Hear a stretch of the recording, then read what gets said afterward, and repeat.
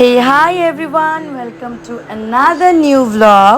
আজকের ব্লগটা প্রায় অনেক দিন পুরনো ব্লগ, ফেব্রুয়ারি কি মার্চ আমার মনে পড়ছে না, শিব পূজা কোন মাসে হয়েছিল একটু ক্ষমা করে দিও আমাকে। তো এটা ছিল আমাদের বাড়ির বাৎসরিক যে শিব পুজো হয়, শিব পুজোর দিনের একটা প্রথম শুরুর দিকের ভিডিও। তো এই যে দেখো আমাদের বাড়ির যে ঠাকুর ঘর, সেই ঠাকুর ঘর এটা হলো আমাদের আরেকটা বাড়ি, আমাদের দুটো বাড়ি রয়েছে, আমাদের নতুন বাড়ি সেই বাড়িরই এটা পুজো। আমাদের বাৎসরিক শিব পুজো এই বাড়িতেই হয়, নতুন বাড়িতে। আর মনসা পুজো যেটা হয় সেটা হলো আমাদের পুরনো বাড়িতে হয়। আর আমি মেনলি থাকি আমাদের পুরনো বাড়িতে। অবভিয়াসলি আমার বাবার বাড়ি, শ্বশুর বাড়ির পুজো নয় এটা, এটা হলো আমার বাবার বাড়ির পুজো। তো এখানে দেখো রং করার কাজ প্রায় কমপ্লিট, এখানে নন্দীকে রং করা হয়ে গেল। আর সন্ধেবেলা আমাদের পুরনো বাড়ির থেকে জল নেওয়া হয় আর কি। তো এই যে গঙ্গা নিমন্ত্রণ করতে এসছে বৌদি, আর এখানে রয়েছে মা। আমাদের কলের থেকেই জল নেওয়া হয় আর কি, গঙ্গা নিমন্ত্রণ করে জল নেওয়া হচ্ছে। আর এই দেখো আমার পুচকুকে আমি রেডি করেছি, আর ওনাকে না মোজা পরানো সম্ভব নয়, মোজাটা যে আমি কতবার পরিয়েছি আর উনি খুলে ফেলেছেন। দেখো সমৃদ্ধকে আমি একটা হলুদ রঙের পাঞ্জাবি পরিয়েছি, মা এটা নিয়ে এসেছিলো বৃন্দাবন থেকে, তো এটা আমি ওকে পরিয়ে নিয়েছি। আর এই দেখো আমাদের পুজো কিন্তু শুরু হয়ে গিয়েছে। আর আমার একটু লেট হয়েছিল আসতে, যেহেতু আমি রেডি হলাম, সমৃদ্ধকে সন্ধ্যার খাবার দাবার খাইয়ে তারপরে নিয়ে এসেছি, তাই দেরি হয়েছিল। সেদিন কিন্তু ভীষণ ঠান্ডা ছিল, কিন্তু আমরা যেহেতু সাজুগুজু করবো তাই আমাদের ঠান্ডা লাগবে না অবভিয়াসলি, কিন্তু আমার পুচকুকে তো ঠান্ডা লাগানো যাবে না, তাই ওকে একদম টুপি মোজা সমস্ত কিছু পরিয়ে সেট করে নিয়ে এসেছিলাম। আর এই দেখো আমাদের বাড়ির ম্যাডাম, আমাদের সমৃদ্ধি সাহা, উনি দাঁড়িয়ে রয়েছেন, ঠাকুরকে দেখছেন আর একটু পরপর শুধু প্রণাম করে যাচ্ছেন।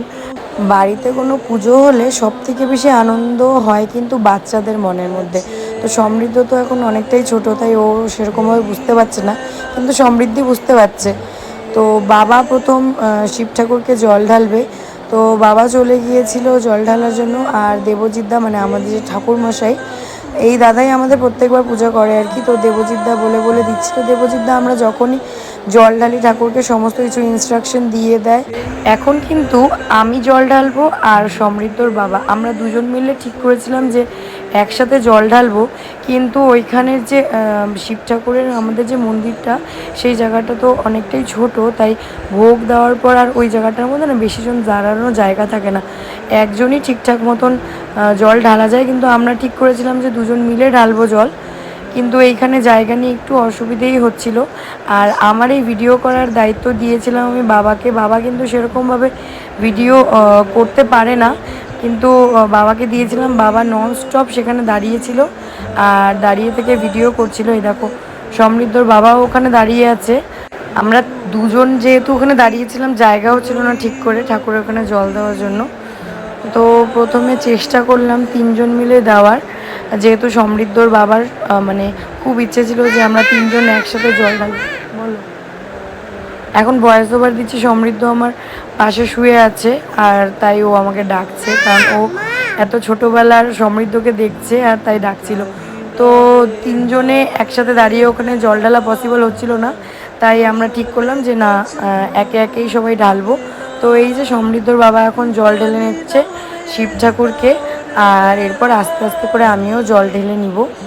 আমরা দুজন যেহেতু আগে ভেবেছিলাম যে আমরা দুজন মিলে একসাথে সমৃদ্ধকে নিয়েই জল ঢালবো, তাই হয়তো শিব ঠাকুরও চেয়েছিল যে আমরা তিনজন যাতে একসাথে জল ঢালি, তাই আমি সমৃদ্ধকে দিয়ে আসছিলাম, কিন্তু তাও আমাকে সমৃদ্ধর বাবা বললো যে তুমি দাঁড়াও, একসাথেই দেখি চেষ্টা করি দুজন মিলে দেওয়া যায় কি না।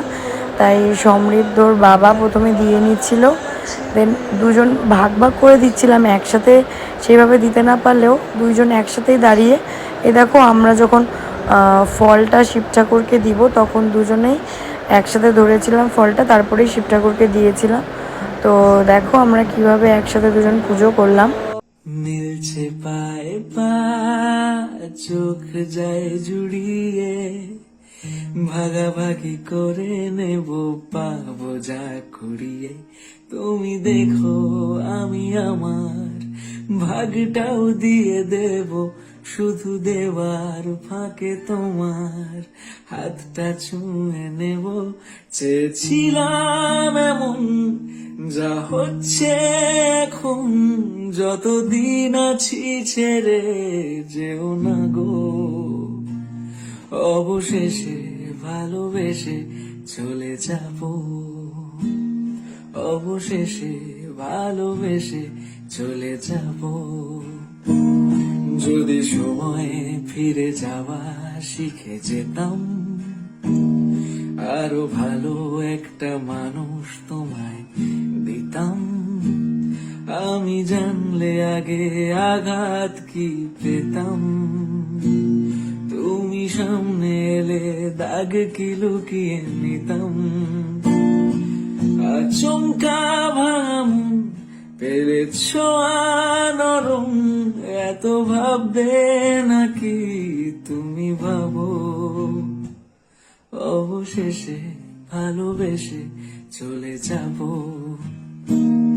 অবশেষে ভালোবেসে চলে যাব।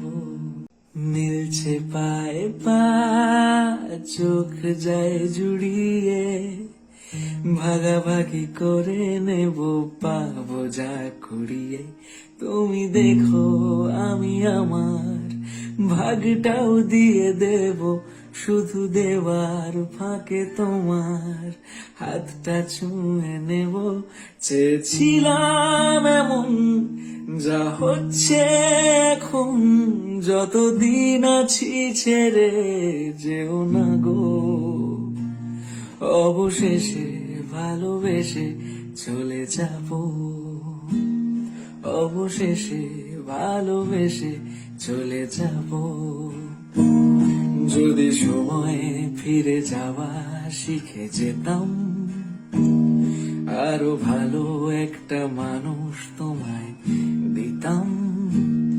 আমি জানলে আগে আঘাত কি পেতাম, তুমি সামনে এলে দাগ কি লুকিয়ে নিতাম। আচমকা ভাম পেরেছ নরম, এত ভাববে নাকি তুমি ভাবো। অবশেষে ভালোবেসে চলে যাব, অবশেষে ভালোবেসে চলে যাব। মিলছে পায়ে পা, চোখ যায় জুড়িয়ে, ভাগাভাগি করে নেব পাবো যা কুড়িয়ে। তুমি দেখো আমি আমার ভাগটাও দিয়ে দেব, শুধু দেওয়ার ফাঁকে তোমার হাতটা ছুঁয়ে নেব। চেয়েছিলাম এমন যা হচ্ছে এখন, যতদিন আছি ছেড়ে।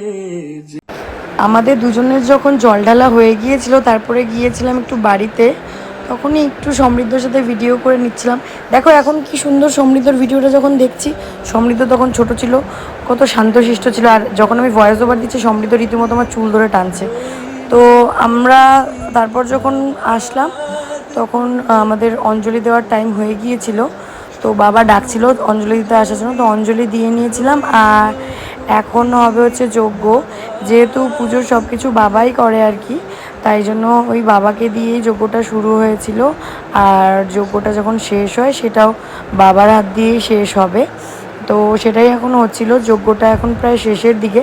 আমি মাঝে ভিডিও করতে পারিনি, সমৃদ্ধ ভীষণ রকম কান্না করছিল, কারণ অনেক মানুষজন এরকমভাবে তো কোনো দিন দেখে না বাড়িতে।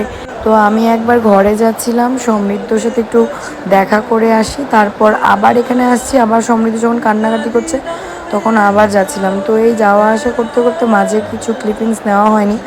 তো এই যে আমাদের যজ্ঞ কমপ্লিট, আর এখন দেবজিৎদা আমাদের সবাইকে যজ্ঞের টিপ দেবে আর কি। তো তখন সমৃদ্ধকে নিয়ে আসার জন্য আমি গিয়েছিলাম। এই ভিডিওটা কেউ একজন হয়তো করে দিয়েছিল আমার জন্য।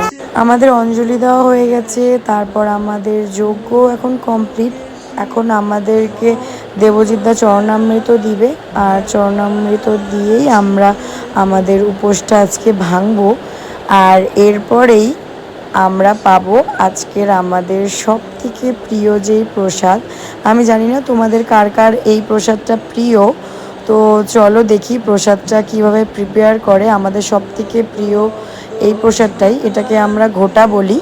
তো দুধ, দই, তারপরে সমস্ত রকম ড্রাই ফ্রুটস দিয়েই এটা তৈরি করা হয়।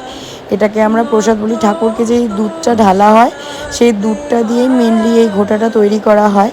আর আমাদের অনেক দিনের পুরনো এক জেঠিমা, উনি প্রত্যেকবার এই ঘোটাটা বানান আর কি। তো এই যে দেখো, মানে যতটাই ঘোটা বানানো হয় না কেন খুব তাড়াতাড়ি সেটা শেষ হয়ে যায়, কারণ সবাই এটার জন্য অপেক্ষা করে থাকে যে ঘোটা কখন হবে। পরদিন যখন সবাই প্রসাদ খেতে আসে না, তখনও কিন্তু অনেকে ঘোটা খায়, যার জন্য আমাদেরকে ফ্রিজে ওটাকে রেখে দিতে হয়, যাতে পরের দিন কেউ প্রসাদটা চাইলে যেন আমরা দিতে পারি। তো এই ঘোটাটা তোমাদের কার কার প্রিয়, আর তোমরা এটাকে ঘোটা বা ঘোল কি বলো অবশ্যই কমেন্ট করে জানিও। তো এটা কিন্তু আমার ভীষণ পছন্দের। তো এখন দুধের মধ্যে এই ড্রাই ফ্রুটস আর দই সমস্ত কিছু একসাথে দেওয়া হয়ে গিয়েছিল, আর এখন সেটাকে মিশিয়ে নেওয়া হবে।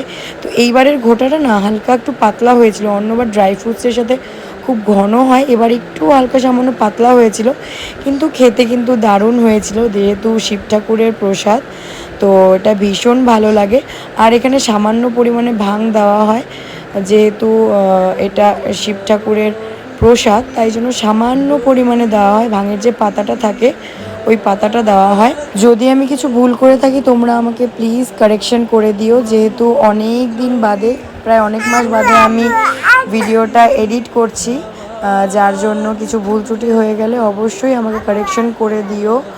আর আমি সমৃদ্ধ যেহেতু কান্নাকাটি করছিল, যার জন্য আমি বেশিক্ষণ ভিডিওটাকে আর আমি কন্টিনিউ করতে পারিনি। গোটা প্রিপারেশনটা তোমাদের সাথে শেয়ার করবো বলে ঠাই ওখানে দাঁড়িয়েছিলাম, যাতে গোটা প্রিপারেশনটা তোমাদের সাথে শেয়ার করতে পারি। এই দেখো আমাদের গোটা পুরোপুরি রেডি, আর এখন গ্লাসে করে সবাইকে দেওয়া হবে। তো আমার আজকের ব্লগটা, মানে আমার শিব পূজা স্পেশাল ব্লগটা আমি এখানেই শেষ করছি। তোমাদের আমার বাড়ির এই শিব পুজোর ব্লগটা কেমন লাগলো অবশ্যই কিন্তু কমেন্ট করে জানাবে। অনেক দিন বাদেই গিয়েছিলাম বাড়িতে বাৎসরিক পুজোর জন্য।